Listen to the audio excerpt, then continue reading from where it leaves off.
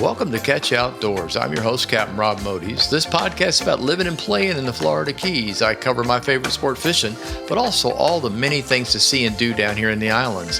Thank you so much for tuning in, and now it's time to kick back and relax with me in the Keys.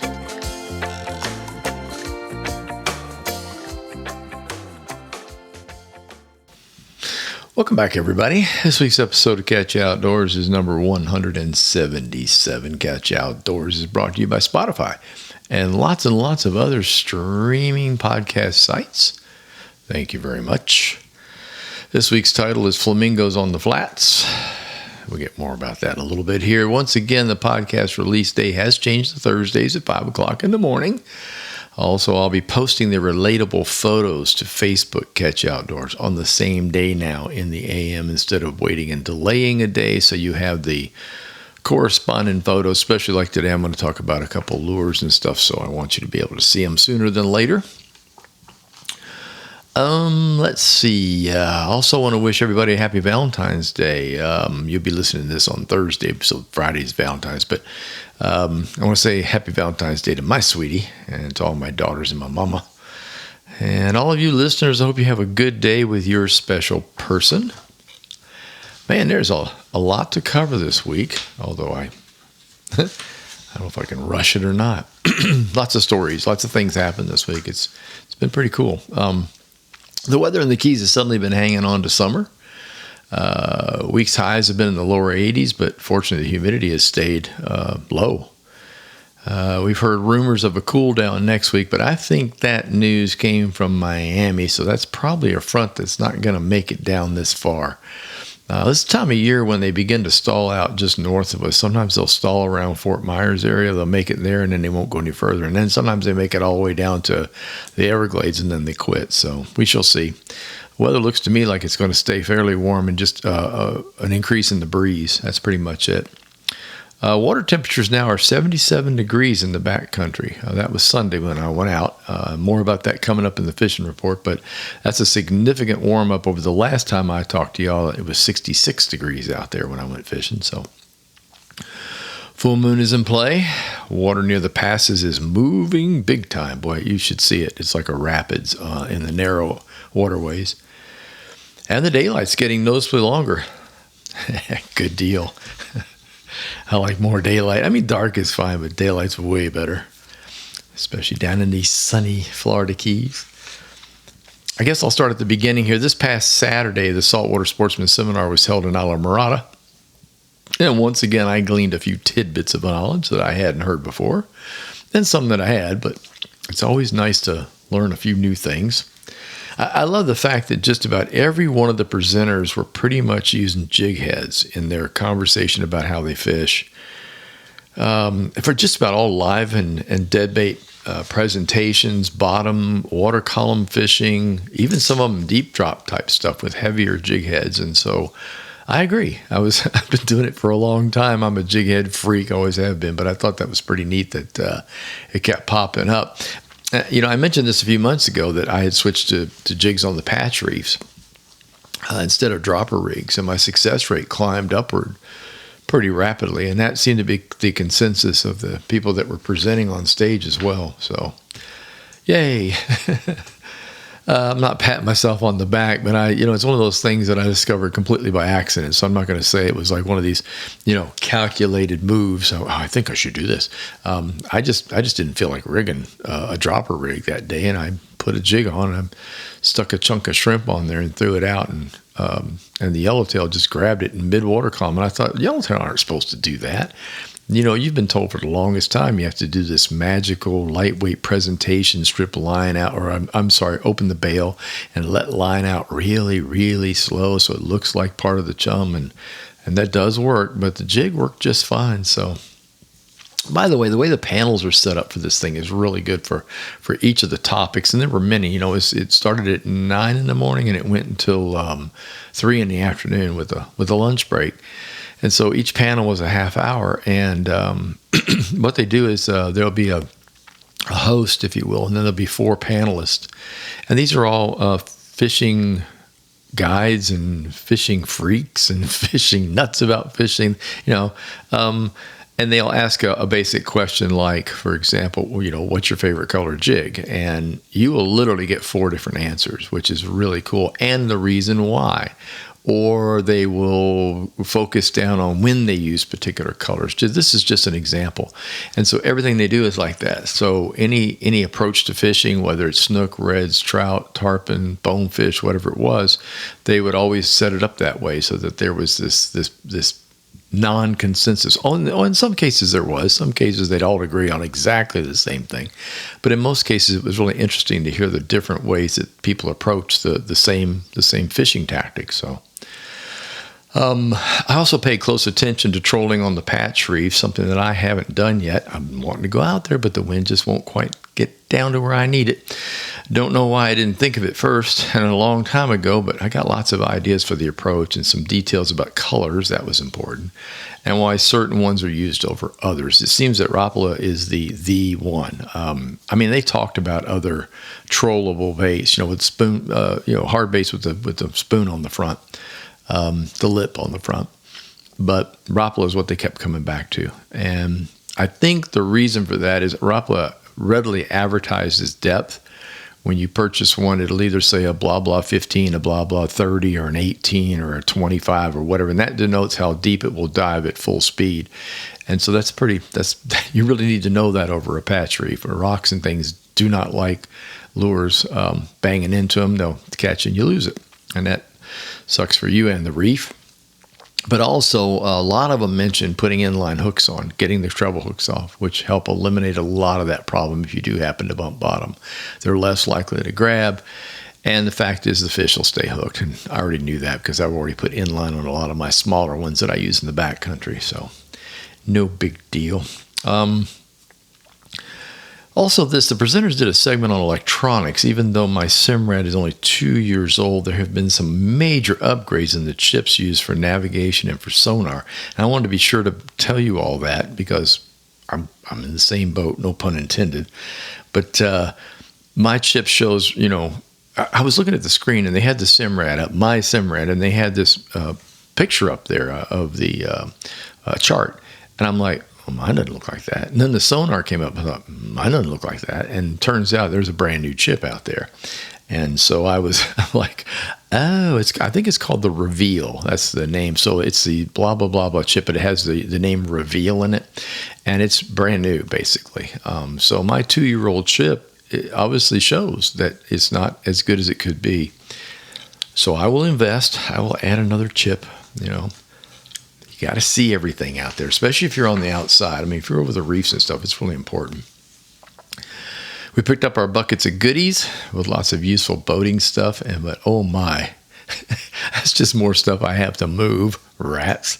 But it is a big deal at that thing. People sign up. I think the cost this year was $60 a person, and there's probably $70 or $80 worth of stuff in the bucket, so it's more than worth it. Plus there's raffles. I didn't win anything this year. Neither did Jonelle, but we saw some people take away some pretty good stuff during the raffle. The after party at Worldwide Sportsman was fun. Good food and drink on the beach. I think what really hit home for me was, besides getting to talk to everybody and some older friends of mine that I hadn't seen in a while, but the realization that Jonelle and I would be fishing in our old haunt, again, made us both smile. While we're standing there looking out at the water, it occurred to us that this is kind of where it all started. So I'm looking forward to that. I can't wait. It made me smile. It really did. It's been a long time. I think we can both remember where to fish. We'll just have to see. Can't wait for that, though. After the party, Janelle and I were still hungry, so we stopped by Lido 73 in Tavernier on the way home. This is a new restaurant. It is absolutely delicious. People, if you're in the Tavernier area on the ocean side of the road, you should check it out. I had the Caesar salads. We learned one thing. We can get one Caesar salad now and split it. We don't need to get two. And we tried to smash. I'm on a smash burger kick now because everybody seems to be on the same page as smash burgers. Theirs was delicious. Their special sauce was good on it. I really, really liked it a lot. So, by the way, reservations would be helpful there. We were there early enough to get a seat at the bar, but most of the tables on the dock were already taken. And this was early. This was like 5:30 when we decided to go by there after the after party. So keep that in mind. Call for reservations. That's Lido 73. You can find them on the web. I have to throw a restaurant in. We eat out pretty much every week, so at least once. Okay, Sunday was fishing day. Yes, Janelle finally got to join me, and we had a great day. So here's a tip. Go fishing on Super Bowl Sunday. We had the entire Florida Bay to ourselves. I am not kidding you. We saw 2 boats. Between the time, I think about 8 o'clock until noon, we saw only 2 boats in the entire bay. Most of the time, we didn't see anybody. We didn't see boats till we returned to the ramp. We saw some people going out late, going out 12:30, 1 o'clock in the afternoon, and the waterway was crammed with boats as they moved back and forth between the bay and the ocean. But in the way back in the Florida, nobody. So there's a tip for you next Super Bowl. The Super Bowl doesn't start till 6:30, and you can miss part of that pregame stuff. They don't even really start hard and heavy on pregame till about 2 in the afternoon. So anyway,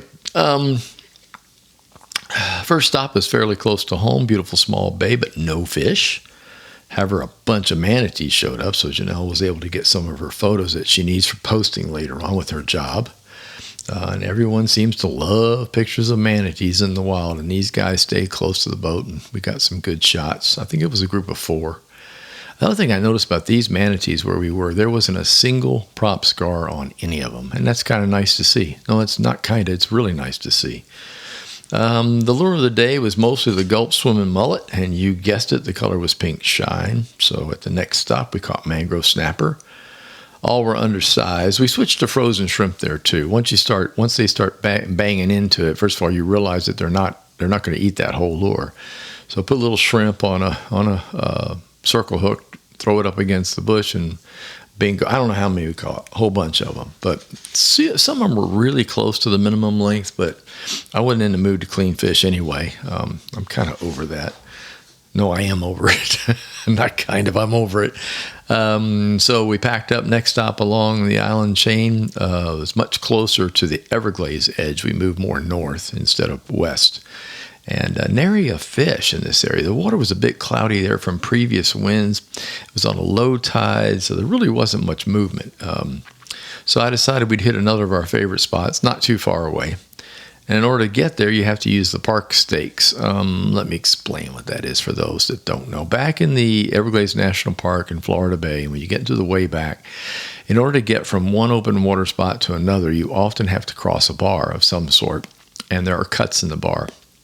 And those cuts in the bar have been marked by the Park Service with stakes. And the stakes have it's along like a 4x4 pole, and then it has an arrow on it, a board nailed to it that's an arrow pointing on which side of that thing you should be on. And they're usually real close together, left and right, marking where the access is, where the ditch is as you go through. So we were coming up, and I made a right-hand turn, basically heading back east toward our spot from the farther west, heading back, and we hit this track, running through it, and I said, "Oh, look, there's some roseates up there," and Janelle yells, "They're pink flamingos." Well, needless to say, I shut down, which is crazy right in the middle of one of those tracks because you never know if you're going to get out of it again.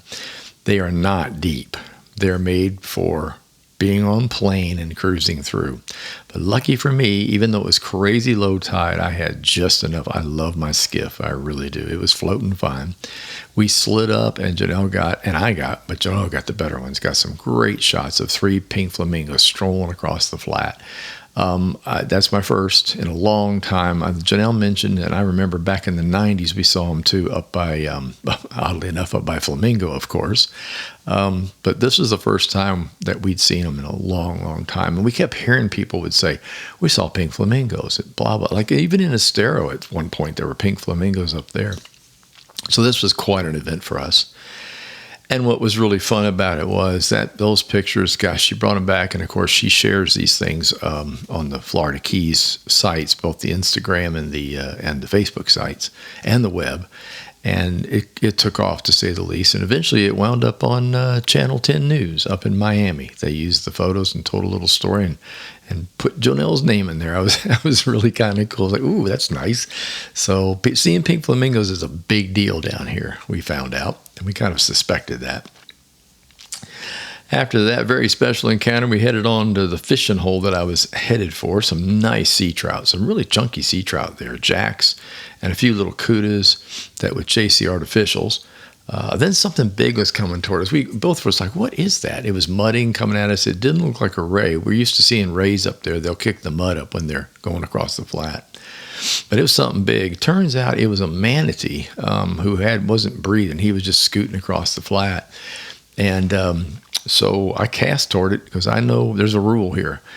I was taught this by Dave Dinkert 100 years ago, fishing with him, about mudding rays and mudding manatees. Anything that kicks up mud on the flats, there's almost always a fish behind it.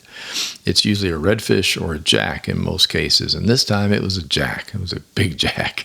And it's really fun. I mean, basically you just cast in the mud trail. And what's going on is the big creature, whatever it may be, a lot of times it's a ray, is they're searching for food down in there. They're digging in the mud. They're creating a mud that comes up behind them like a trail as they move. And if you cast to the back of them and don't hit the ray, and definitely don't hit the manatee, you'll generally be rewarded with a fish. There'll be somebody following along waiting for that beast to kick up crabs or shrimp or anything up out of the bottom. And so it worked. I got a nice jack out of it. Let's see. What else was going on there? Oh, next stop. So we packed up that and we went around the corner and headed about maybe 3 or 4 miles to what I like to call the Florida Bay Hump. Now I gave it a name. It's a weird rise in the middle of nowhere. You got this great big open bay. You got these beautiful grass flats and then some sand and some grass. And all of a sudden you got this weird hump. And doesn't come way up. In 5 to 6 feet of water, it comes up to about 4 or 3, but it's noticeable. I mean, it's definitely a hump. And on the edges of that, I have had some serious good luck, and we did again. We got into another really nice batch of trout. I think a little cuda, a baby jack, something like that. But it was really fun. Now, what I did there, when I was setting up for the garage sale that I talked about a few weeks back, where we helped clean out the garage and get a lot of stuff going, I was going through my tackle boxes and I was going through the soft plastics, of which I have. Is it exaggerating to say a zillion? Probably not. They're in drawers, they're in boxes, they're in plastic cases. You know how it gets, right? And so I was getting rid of those. I was putting them into a great big bin, and you could pick them up for 25 cents a piece. Whichever package you want, just buy it. Please get it out of here. And in there, I found this plastic baggie, sandwich bag, and it had a whole bunch of these little plastic lures in it. I'm like, what in the devil are those? I opened it up, got one out, and I had this flashback. They were made by some clients of mine, a client of mine. Let me give you this story. We'll just do it this way. I used to do a lot of talks when I was on the radio show. I did a radio show for ESPN local in Fort Myers, and I would get hired by fishing clubs to come out and speak, which was really fun. I loved doing that.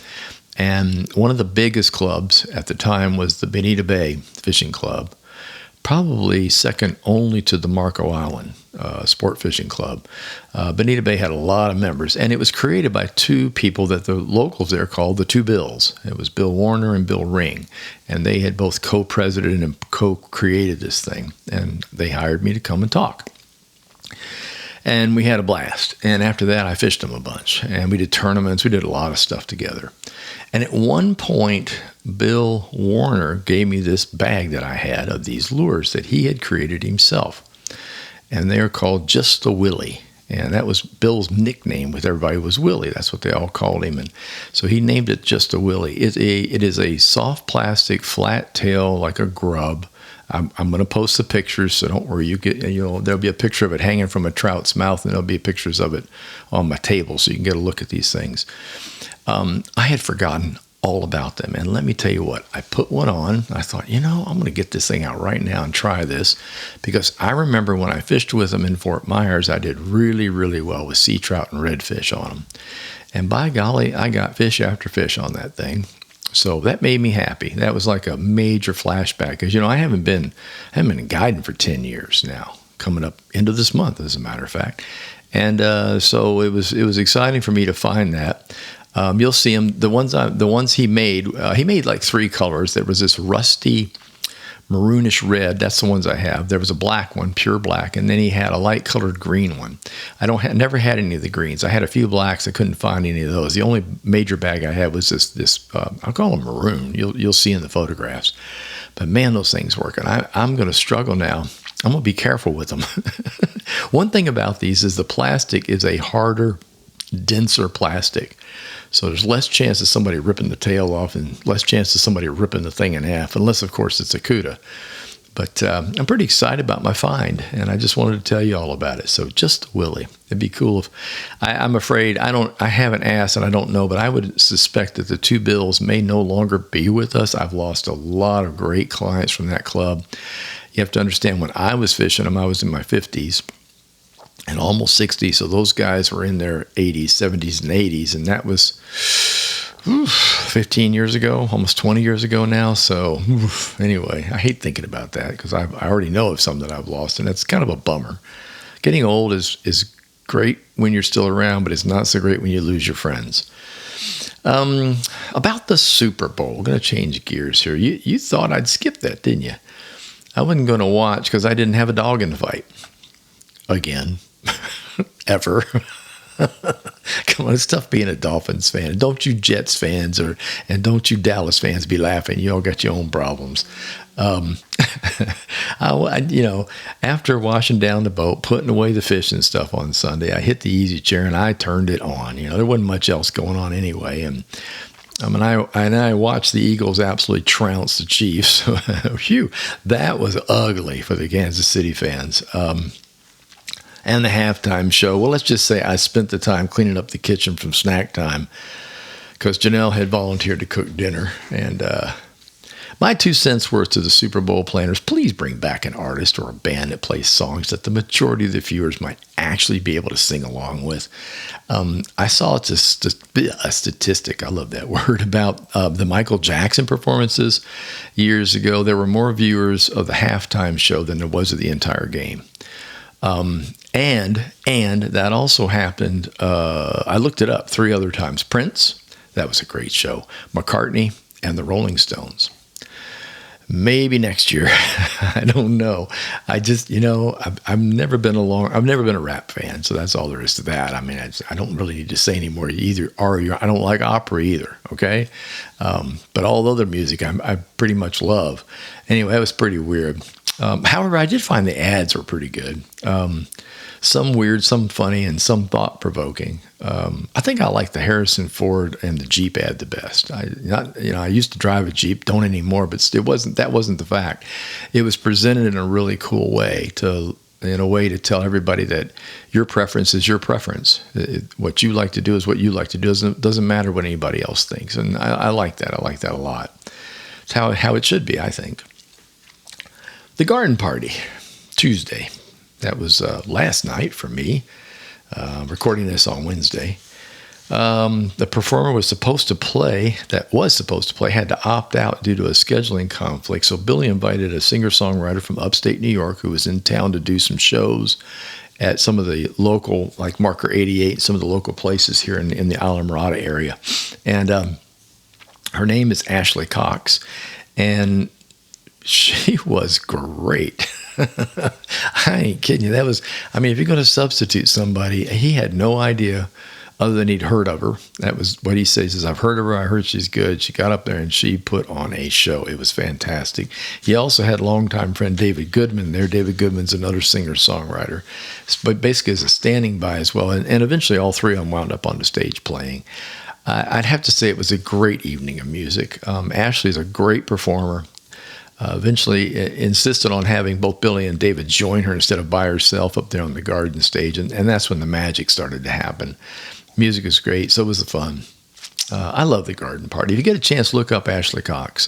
Her music's out there I looked it up. It's all over the place. So check her out. It's really good.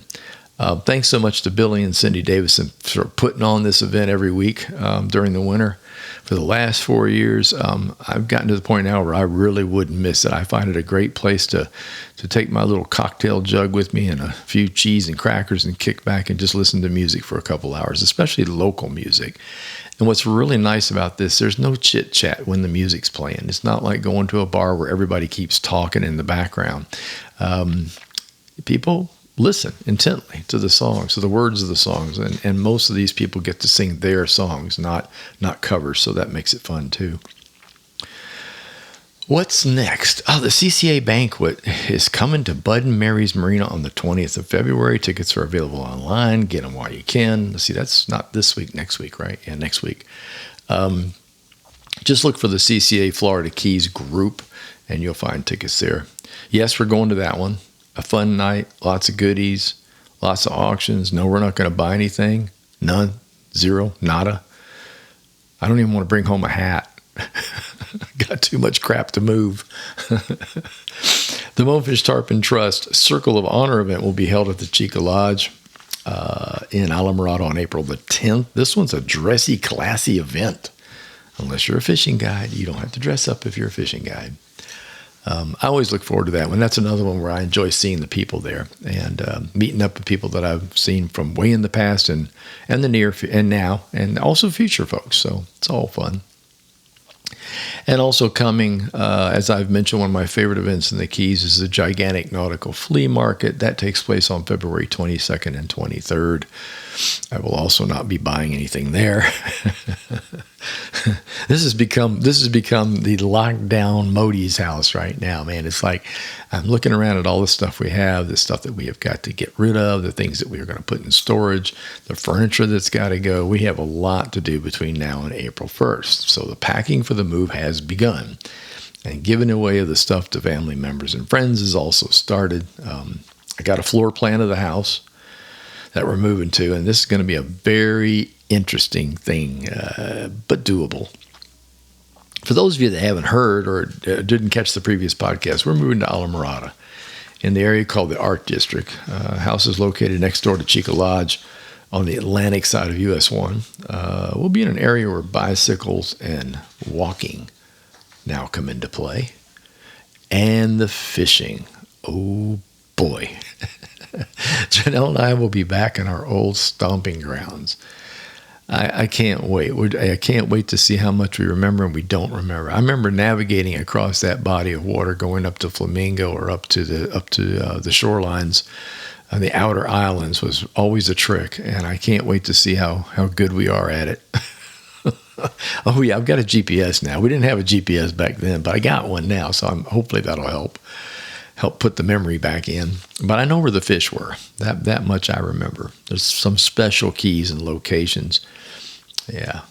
So, Steve, you're probably listening. The Snook Hole. Yeah, I'm sure you remember that one.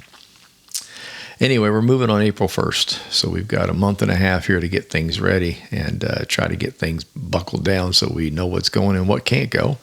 And we'll keep you appraised of that. It's always fun to watch somebody else suffer. So I'll be sure to mention it for you. And, it's time. Okay, we've moved right along here. It is now time for a little bit of good old-fashioned useless information. And now, from the original book of useless information. You are a reject! You are useless! You can get a job down here cleaning toilets! Here's your host, Captain Rob Modies. Well, he swears up and down he's useless, but he might be all right eventually, but completely useless. With useless information. All right. This is, I think it's this chapter is called Wild Kingdom.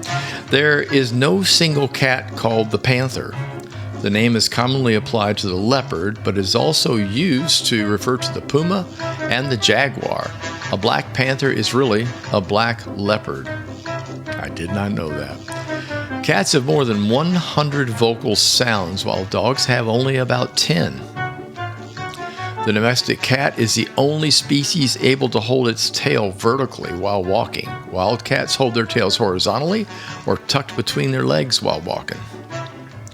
And last but not least, let's see, despite its reputation for being finicky, the average cat consumes about 130,000 calories a year, nearly 20 times its own weight in food, and the same amount again in liquids.